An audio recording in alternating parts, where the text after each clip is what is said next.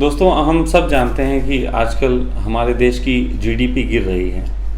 अभी कुछ दिन पहले की खबर है, 4-5 दिन पहले की, कि हमारी जीडीपी जो है 5.8 से घट के 5 हो गई।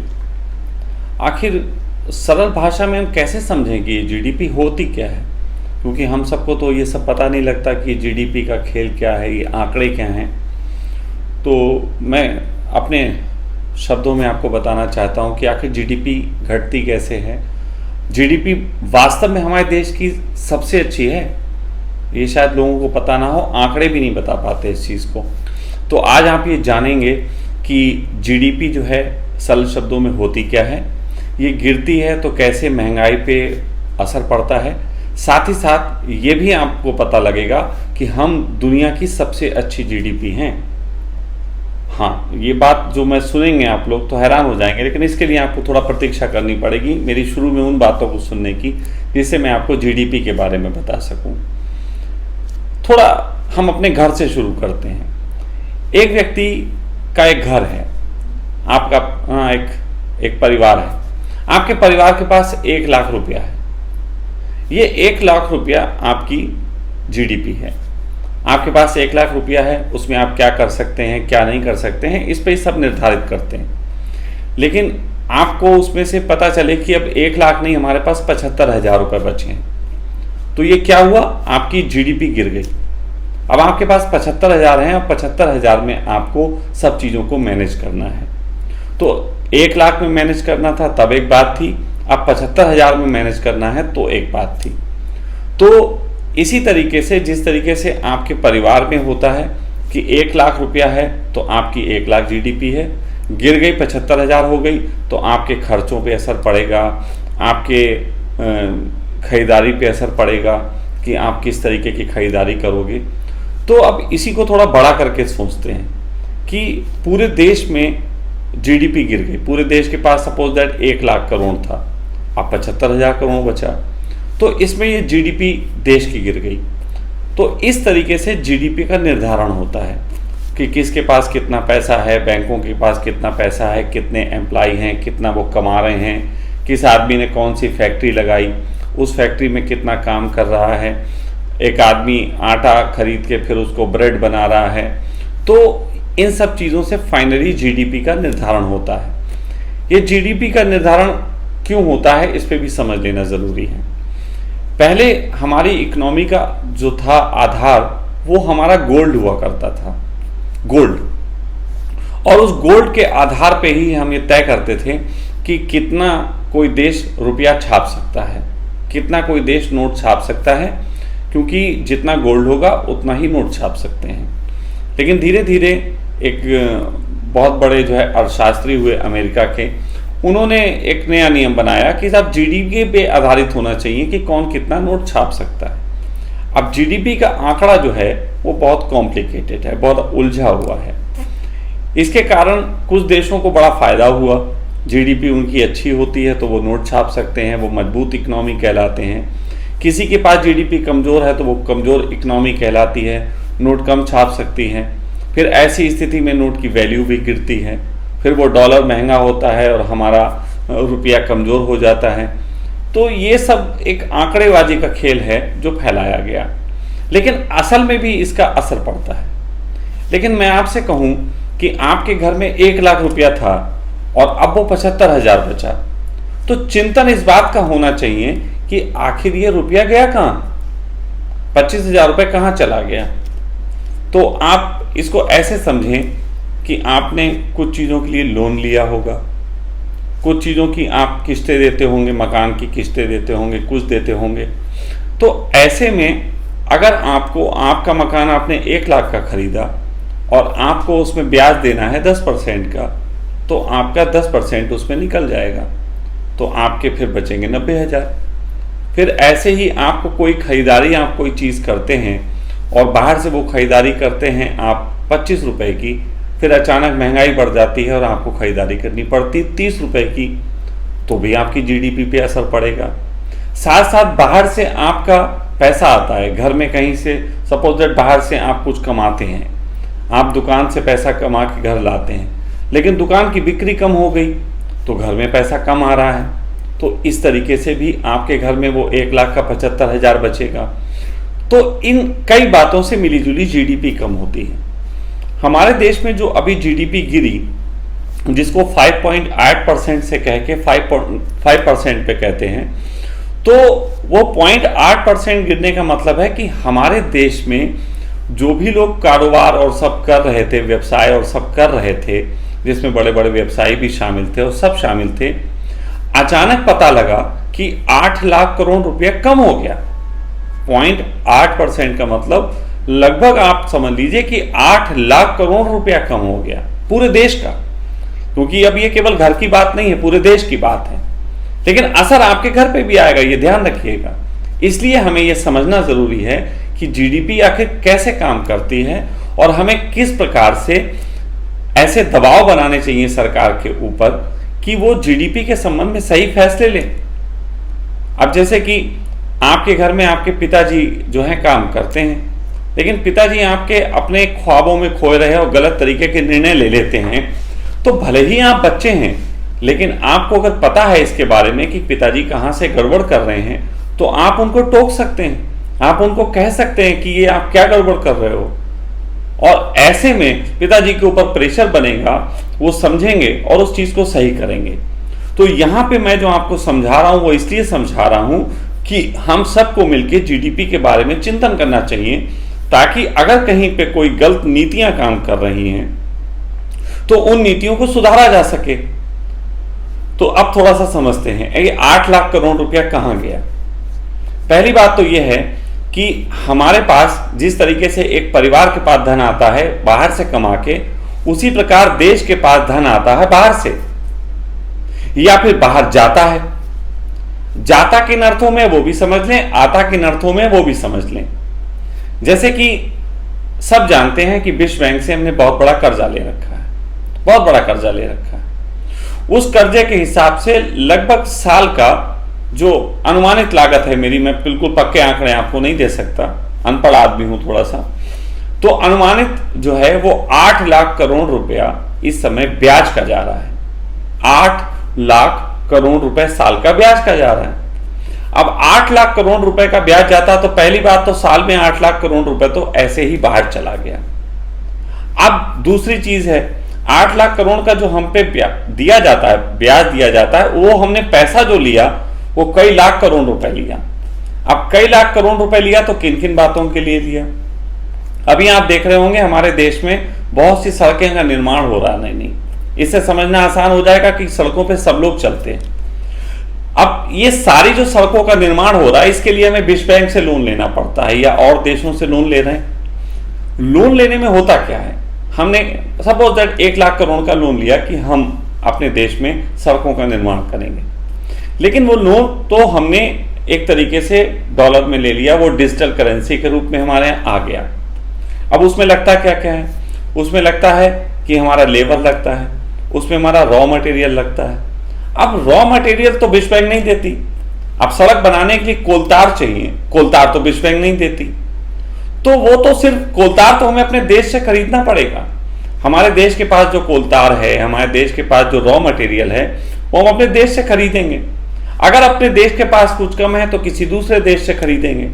तो ऐसे में क्या होगा कि अगर हम अपने देश से खरीदते हैं वही कोलतार और लोन कहीं बाहर से आया, कोलतार हमने अपने देश में खरीदा, तो ऐसे में कोलतार तो हमारे देश का कम हुआ और उसका जो ब्याज है वो हम विश्व बैंक को दे रहे हैं। तो हमारे देश की चीज लगी लेकिन ब्याज हम दूसरे को दे रहे हैं। जैसे कि आप अपने पापा से पैसा लें, पापा आपके लोन लेके अपने घर में ही खरीदारी करें, अपने बच्चों से ही खरीदारी करें और उसका ब्याज बाहर दें, तो पैसा कम होगा कि नहीं होगा। तो ऐसे में सरकार को एक नीतियां बनानी चाहिए कि अगर लोन लेने की बजाय ये जो कंपनीज हैं बड़ी बड़ी, इन कंपनीज से कह सकते हैं कि आप हमें ये चीज दीजिए और आप ही हमसे वो ब्याज का पैसा ले लीजिए, तो ये ब्याज का पैसा बाहर ना जाके हमारे देश में ही रहेगा और उस देश में जब पैसा रहेगा तो हमारी जीडीपी नहीं गिरेगी। अब तो होता क्या है कि सरकार पैसा ले लेती है, फिर सरकार को उसका ब्याज देना पड़ता है। उसको ब्याज देने के लिए फिर तुम पे टैक्स बढ़ाना पड़ता है या कहीं ना कहीं टोल टैक्स और ये सब चीजें बढ़ती हैं। अब जब टैक्स बढ़ता है तो टैक्स बढ़ने पे सरकार को क्योंकि ब्याज निपटाना है इसलिए वो टैक्स बढ़ाती है। जब टैक्स बढ़ाती है तो दो तरीके का काम होता है। जब टैक्स बढ़ जाता है तो कहीं ना कहीं हमारी ये परचेजिंग पावर कम हो जाती है। हम कहीं ना कहीं सोचने लगते हैं कि अब हमें टैक्स देना है तो फिर इतनी चीज़ें महंगी हो जाती हैं। तो अब जैसे 18% जीएसटी लग गई बहुत सी चीज़ों में। अब 18% इस देश में जीएसटी लग गई। अब इस देश का बहुत सा माल हम दूसरे देशों में बेचते थे और हमें जो है उससे पैसा मिलता था। लेकिन अब अगर 18% जीएसटी हो गई एक कंपनी की, तो कंपनी अगर किसी भी देश को माल बेचेगी तो वो ये कहेगी भाई जीएसटी दो, क्योंकि वो मैं सरकार को देनी पड़ रही। तो ऐसे में जो बाहर की कंपनियां सामान खरीदती थी वो हमसे ये कहेंगी कि भाई हम आपसे महंगा क्यों लें, अब आपकी सरकार आपसे टैक्स लेती, इसमें हमारा क्या रोल। और ये कहेंगे कि अगर हम महंगा नहीं लेंगे तो हम सरकार को कहाँ से देंगे। तो ऐसी स्थिति में जो बाहर के देश के हमसे सामान खरीदते थे वो फिर हमारे देश में खरीदना कम करेंगे और उन देशों से खरीदेंगे जो देश उन्हें सस्ता देते हैं और जीएसटी जैसे वो लोड नहीं डालते। तो ऐसे में ही फिर ये होता है, जैसे अभी बांग्लादेश की इकोनॉमी अच्छी हो गई, बांग्लादेश से बहुत लोग माल खरीदने लगी, विदेशी बहुत से विदेश में जो खरीदने वाले माल थे जो इंडिया से खरीदते थे वो अब बांग्लादेश से खरीदने लगे। अब बांग्लादेश से खरीदने लगे तो हमारे यहाँ वो माल बिक नहीं रहा, अब हमारे यहाँ वो माल ज्यादा हो गया। अब वो माल जब ज्यादा हो गया तो फिर क्या होगा, तो मार्केट में उसका रेट और गिर जाएगा। कंपनी किसी तरीके से कहेगी कि हम भाई चलो घटा के बेचें, अपने देश में ही बेचें। लोगों के पास पैसा कम है, वो खरीद नहीं सकते। तो ऐसे में फिर क्या होता है, लौट फेर के असर आता है कि कंपनियां अपना माल बनाना बंद कर देती हैं और हमारी एम्प्लॉयमेंट पे असर पड़ता है और इससे बेरोजगारी बढ़ जाती है, बहुत से लोगों का काम छीन जाता है। तो इस तरीके से हमारी इकोनॉमी पे असर पड़ता है। अब आप एक गौर करिए बात को, ये बात थोड़ी सी राजनीतिक है लेकिन हमें कहनी पड़ती है। एक जमाना था अभी कुछ साल पहले, जिस समय कांग्रेस की सरकार थी, चीजों के रेट बहुत हाई चले गए थे। अब उस समय जब चीजों के रेट हाई थे उस समय हमारी इकोनॉमी जो थी बड़ी मजबूत थी, क्योंकि हाई कब होते हैं, हाई तब होते हैं जब मार्केट में माल कम हो और खरीदने वाले लोग ज्यादा हों, पैसा ज्यादा हो, सामान कम हो। सामान कम तभी होता है जब उसकी मांग ज्यादा होती है, लेकिन जब मांग ज्यादा होती है तो हम मनचाहा पैसा ले सकते हैं, फिर विदेशों से भी मनचाहा पैसा ले सकते हैं। तो ऐसी स्थिति में हमारी इकोनॉमी गिरती है, हमारा एक तरीके से एम्प्लॉयमेंट पे असर पड़ता है और हम और कमजोर होते चले जा सकते हैं। अब ये बात समझने के लिए आपको थोड़ी और चीज समझनी पड़ेगी। जैसे कि एक बाजार में 1000 सब्जी वाले बैठे हैं और वो सब्जी बेच रहे हैं और उन लोगों के पास, सबके पास 500-500 रुपए की सब्जी है और वहां 1000 लोग सब्जी खरीदने जा रहे हैं जिनके पास 500-500 रुपए होते हैं। तो वो 500-500 रुपए के लोग 500-500 रुपए की सब्जी खरीद लेंगे और वो सब्जी खरीद लेंगे तो इससे एक व्यवस्था अच्छी चलती रहेगी, क्यों, बराबर का पैसा है, बराबर का माल है। अब यहीं पे अगर ऐसा हो जाए कि आप लोग जो सब्जी खरीदने जाते हैं आपके पास पैसा कम हो गया, आपके पास खुद पैसा कम है, सपोज दैट अब लोगों के पास जेब में 300-300 रुपए है, लेकिन सब्जी बेचने वाले को 500-500 रुपए का माल लेके बैठे हैं। तो आपको घर में तो माल उतना लाना है, जब 2 किलो आलू चाहिए किसी व्यक्ति को तो वो 2 किलो आलू खरीदने के लिए जाएगा। तो वहां पे वो जब 2 किलो आलू खरीदने पहुंचेगा तो वो 500 रुपए वाले रेट के हिसाब से बोलेंगे कि हम 10 रुपए किलो आलू देंगे। तो वो कहेगा भैया हम 10 में नहीं ले सकते, हम ले सकते हैं 7 रुपए में। तो वो एक को मना करेगा, फिर वो दूसरा व्यक्ति वहां आएगा, वो भी यही कहेगा कि हमें 7 रुपए में चाहिए, तो वो कहेगा भैया हम 7 में नहीं दे सकते। तो ऐसे करके जब 8-10 कस्टमर वापिस लौटने लगेंगे तब सब्जी वाला सोचेगा यार कि माल तो सड़ जाएगा, इससे अच्छा हम 7 रुपए में बेच दें। तो फिर वो 7 में बेचेगा और इससे चीजें सस्ती हो जाएंगी। लेकिन सस्ती तो हो गई, लेकिन क्या ये वास्तव में सस्ती हुई?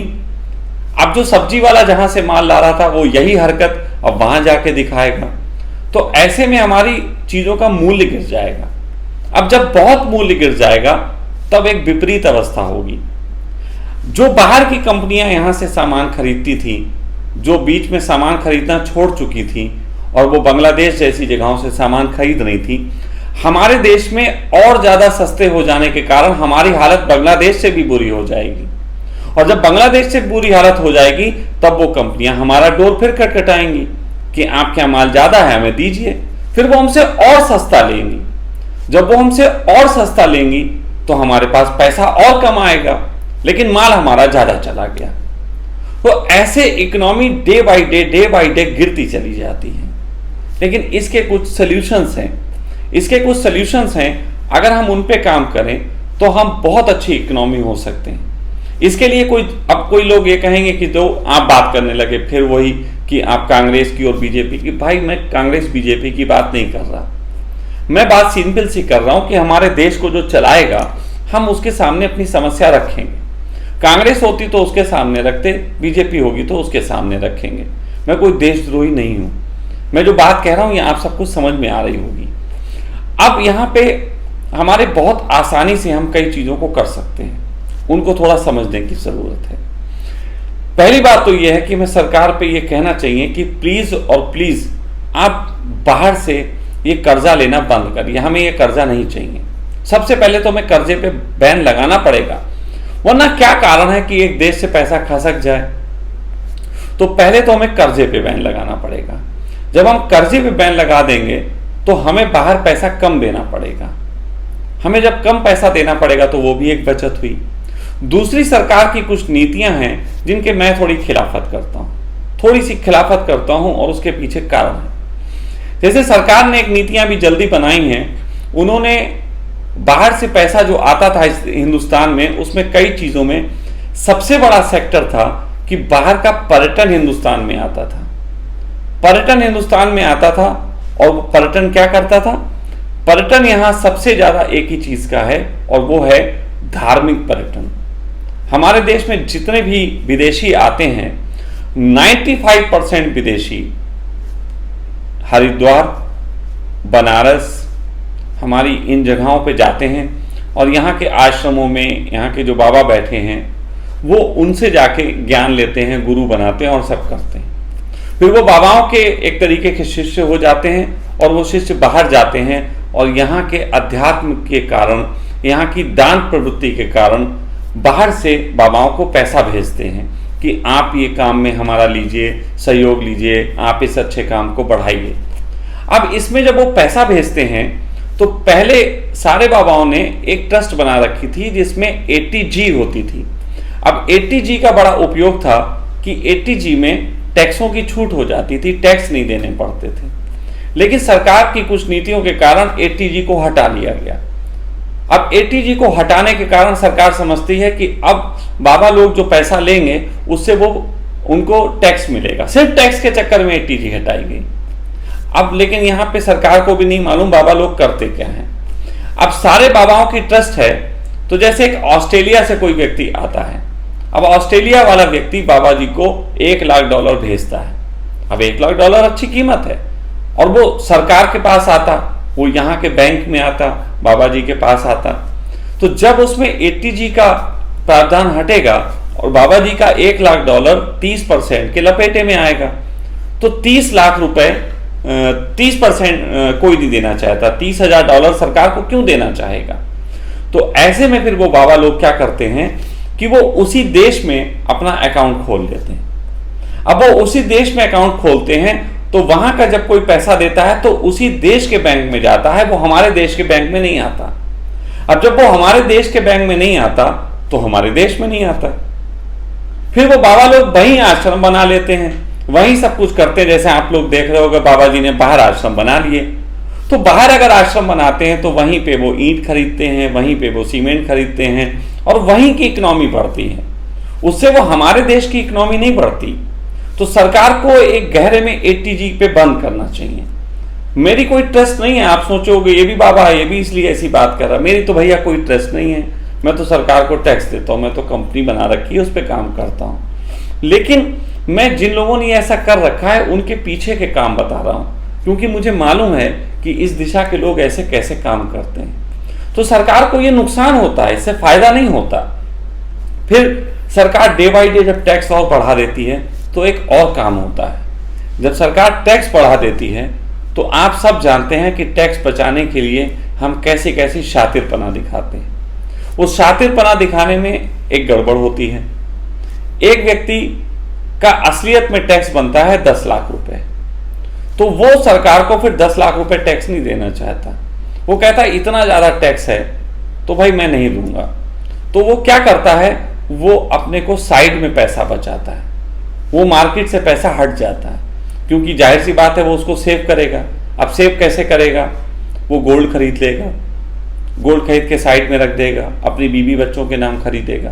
तो ऐसी स्थिति में ये होगा कि वो मार्केट से पैसा हट जाएगा। अब गोल्ड का पैसा तो स्टोर है।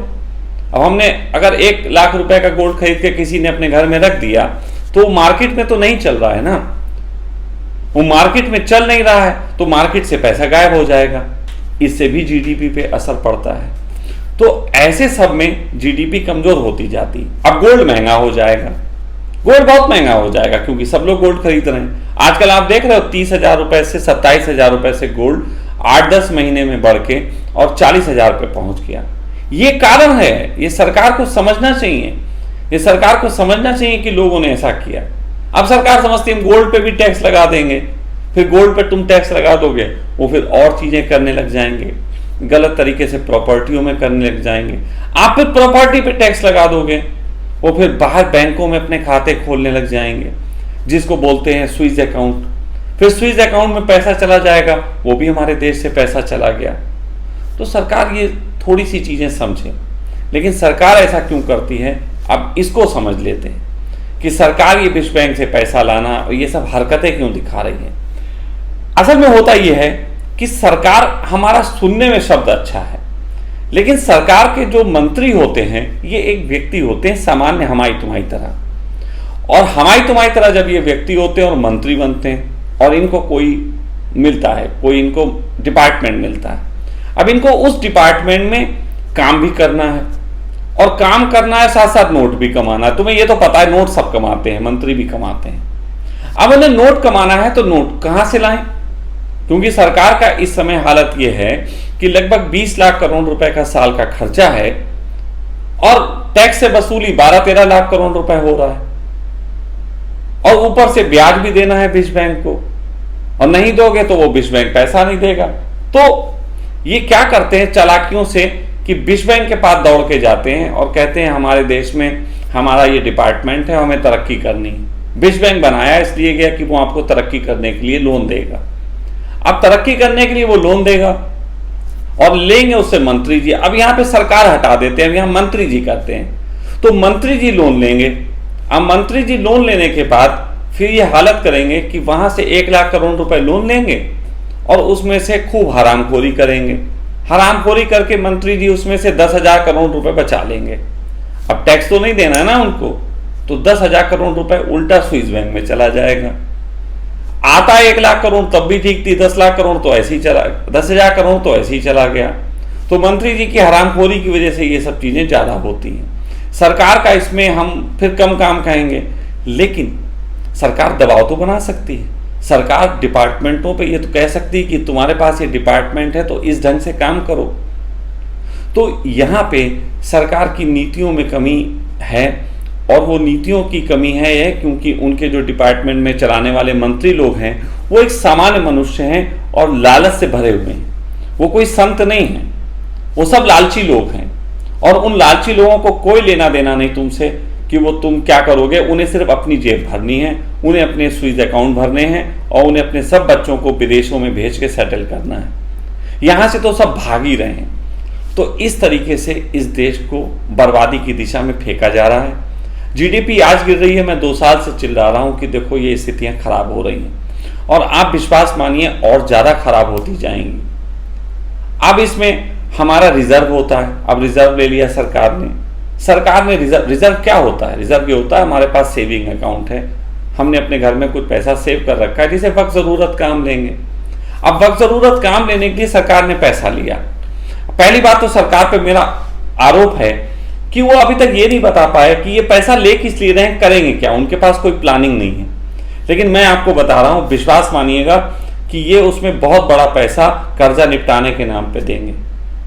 फिर उसके बाद ये बैंकों को देंगे कि ये लोन दें, ये सोचते हैं बैंकों को देने से मार्केट में पैसा आ जाएगा, लेकिन बैंकों को ये लोन किस लिए दे रहे हैं?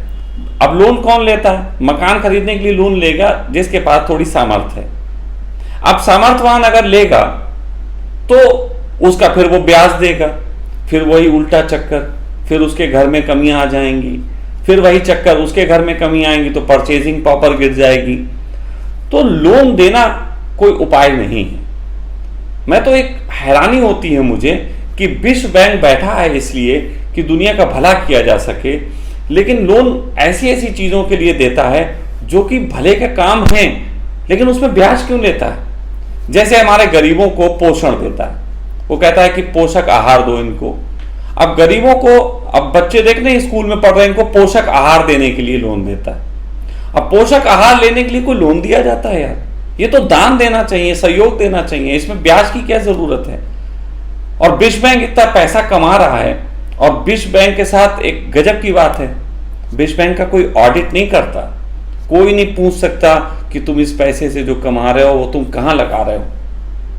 कहने को विश्व बैंक पे बड़ी निगाह रखी जाती है, लेकिन विश्व बैंक से कोई पूछने वाला नहीं है कि ये पैसा जा कहां रहा है, इस पैसे का वास्तविक उपयोग कहां हो रहा है।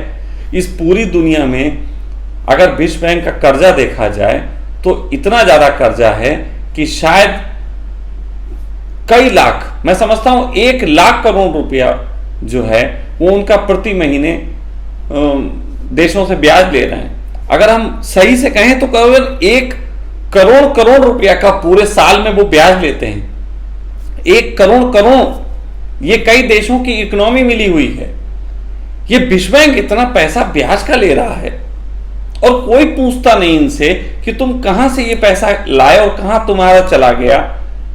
तो ये थोड़े से सवाल हैं, आप में से जो पढ़े लिखे लोग हैं वो उसको उठाने की कोशिश करें। लेकिन अब मैं आपको बता रहा हूं कि हमारा हिंदुस्तान दुनिया के सबसे रईस इकोनॉमी में एक है, उसको समझो।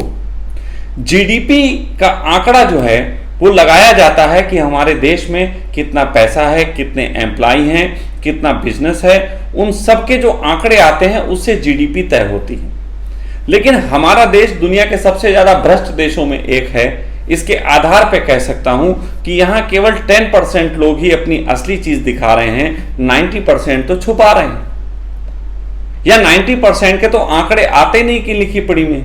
तो यदि 10% के आंकड़े आके हमारे देश की जीडीपी 5% है, तो अगर पूरे आंकड़े सही सही आए, जैसे अमेरिका में सब सही आंकड़े हैं, कोई आंकड़े छुपे हुए नहीं हैं, तो वहां की जीडीपी 12-13% है। लेकिन अगर हमारे देश की पूरी जीडीपी सही आंकड़ों में आए तो हमारे देश में कम से कम जीडीपी 50% है इस समय। हमें घबराने की बात नहीं है, हम दुनिया के सबसे रईस देश हैं, लेकिन ये खतरा है। दुनिया के सबसे रईस देश होने के कारण हम पे खतरा यह है कि ज्यादा गिद्ध यहां लगे हुए हैं नोचने के लिए। हमारे देश को नोचने के लिए ये गिद्ध लगे हुए हैं। पूरी दुनिया में देखो, अमेरिका भारत को सबसे बड़ी मार्केट मानता है, चीन भारत को सबसे बड़ी मार्केट मानता है, दुनिया के सब देश भारत को सबसे बड़ी मार्केट मानते हैं। समझ रहे हो मैं क्या कह रहा हूं? हम नोचे जा रहे हैं। हमारे देश में एम्प्लॉयमेंट है, हम बेरोजगार हैं, हमारे देश में बेरोजगारी की कमी है, लेकिन हम सिर्फ उपभोक्ता हैं सबके लिए। ऐसा एक जाल बिछा दिया गया है जिसमें हम नुच रहे हैं। अगर आप लोग मेरी बात से थोड़ा से सहमत हैं तो कृपा करके इस वीडियो को, इन बातों को फैलाएं, चर्चा करें। आप लोग अपनी बात फैलाना चाहते हैं तो इसी बात को आप लोग अपनी जुबान में कहें, वीडियो डालें, लोगों तक पहुंचाएं, एक सरल भाषा में समझाएं। मैं सरकार से अनुरोध करूंगा कि अगर वो कहीं, मैं इकोनॉमिक्स नहीं हूं लेकिन छोटे ज्ञान से तो कम भरा हुआ हूं, और हृदय है मेरा कि इस देश में कुछ बदलाव होना चाहिए, तो अगर इस बारे में सरकार चिंतन करे और कुछ करे, मैं इस सरकार के सभी मंत्रियों से, सभी मिनिस्टरों से बिल्कुल कहता हूं, आप मेरा नाम मत दीजिए, साइड में आइए, मुझसे बात कीजिए। मैं आपको बता सकता हूं कि कैसे आप भी धनपति बने और साथ साथ कैसे हमारा देश भी समृद्ध हो। मैं बहुत निवेदन के साथ आपसे कहना चाहता हूं, चिंतित भी हूं, और इस निवेदन के साथ कहना चाहता हूं कि अगर हम सही से काम करें तो भारत इतनी अच्छी इकोनॉमी है, हम पूरे देश का भला भी कर सकते हैं और साथ ही साथ पूरी दुनिया का भला भी कर सकते हैं। हमारे देश की जो स्थिति है वो बहुत खुश होने वाली स्थिति भी है कि हम बहुत संपन्न हैं, लेकिन बड़ी दुर्भाग्य की बात है अगर संपन्नता संभाली ना जाए तो हैदराबाद के निज़ाम, जिसके पास अपने जीवन काल में इतने हीरे थे कि कहते हैं कि कई बिल्डिंगों में उसकी छतों पे हीरे सुखाए जाते थे और फावड़े से ऐसे किए जाते थे, हिला हिला के धूप दिखाई जाती थी साल में एक बार। हैदराबाद का निज़ाम अपनी जिंदगी में ही दिवालिया हो गया। इतना ज़्यादा पैसा होने के बाद, गोलकुंडा की खदान के सभी हीरे उसके पास होने के बाद वो आदमी दिवालिया होकर मर गया। तो यदि हम लोग सही से नहीं संभले तो 20-50 साल में हम दुनिया की सबसे भिखमंगा देश भी हो सकते हैं। उससे मैं आगाह कर रहा हूँ, और क्योंकि मेरे पास ताकत कम है, समझ अच्छी है, तो बस समझ की बात कह सकता हूँ। जिनके पास ताकतें हैं इसको इम्प्लीमेंट करने की, कृपया करके वो करें, बहुत भला होगा इस देश का और उनका। मैं बस इतना ही कहना चाहता हूँ।